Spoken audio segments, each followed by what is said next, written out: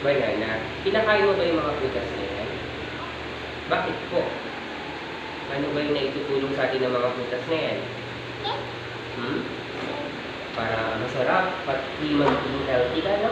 Malakas. Very good. O, dito naman tayo sa color. Tignan natin kung alam mo yung colors, ha? Color, gulay. Violet, purple. Orange. Very good. Lili. Okay, next.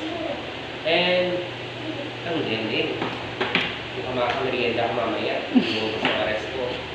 And, sa letters tayo, ha? Kilala mo na ba yung mga letters? Anong letter ito? Ang galing. Sige, hanapin natin dito. Alin dito yung baby letter A? Di ba ito si letter A na malaki? Asan yung maliit na letter A? Yung baby niya. Yung baby niya, yung anak niya. Ah, yan. Very good. Asan naman yung baby ni letter? Ito. B. Very good. And letter? Ah, perfect. Galing. O, ituturo mo naman dito, Alodia, kung alin yung sasabihin ni Sir Gerald. Asan yung ball? Bola. Orasan. Lamesa. Refrigerator. Refrigerator. Yung ref, nilalagay ng pagkain. At laptop. Very good. Bilik. Dito tayo. Yung mga bagay na madalas natin nakikita sa bahay. Anong tawag natin dito?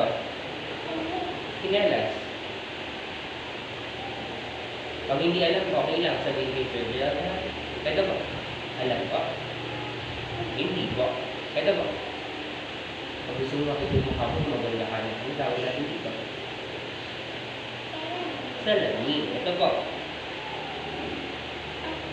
Ang martilyo, pagpukpok, ginagamit ni tatay. Ito po. Baso. Ano? Dito tayo sa mga larawan na to. May ganyan ba? Wala kang dalang ba? Kasi yung bago, ayun o. Meron pala. Ito po. Upuan. Ito yun. Anong tawag natin dito? Ah, di ko alam. Ito po. Headset or headphone. Pag nakikinig ka na tugtog or music. Next. Huggies. Anong huggies to or shape? Kaya ang gulo-gulo. Ito. Huggies. Okay, next. Parang bola siya. Pahugis siya ng bola. Or ball. Anong huggies yan or shape? Circle. Okay, dito tayo. Alam niya, pag sama-samahin mo yung pareho ng kulay, pagbukod-bukod dito sila. Okay, very good. Next. Anong color ito? Blue. This one.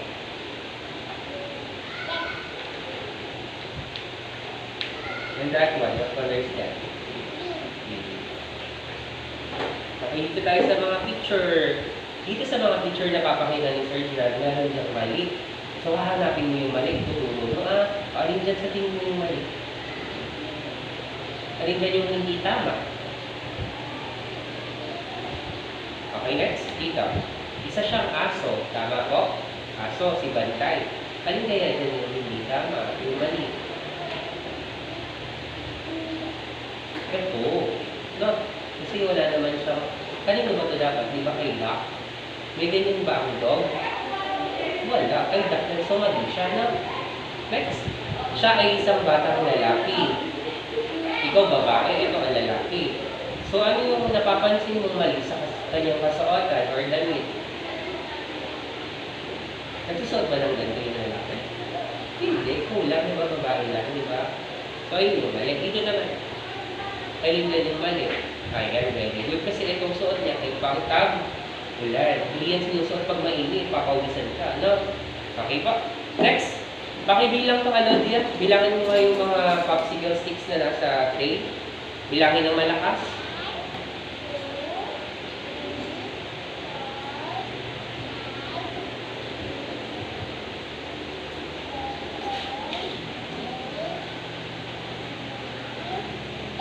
Very good, again.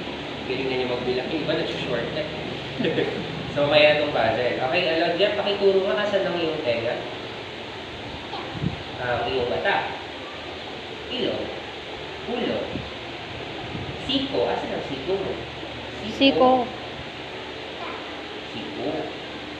Asan ang iyong tuhod? Hindi ang susugatan pag nadadapa. Asan yung leeg? Neck. Very good. Okay, asan ang iyong kanang kamay? Pakitaas niya ang kanang kamay.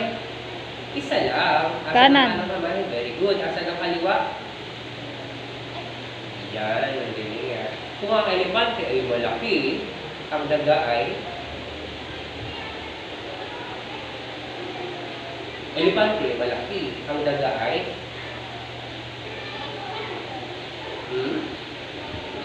malaki ang elepante. Yung daga ay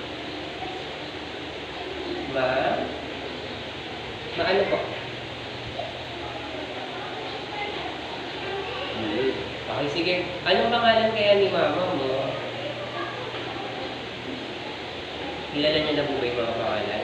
Or mapapakate po yan? Alam niyo na po. Hindi ko. Ano pangalan ko? Ano pangalan ni mama? Alam niya yan, sir. Sige, ano na lang po. Ito, habang tinatanong ko si mama, ha, buuin mo. Alam mo yung puzzle? Okay, sige, bubuuin natin yung puzzle, ha? Para makita mo kung ano yung picture niya to or larawan, ha? Buuin mo yun, ha? Tatanungin mo lang si mama. Sige po.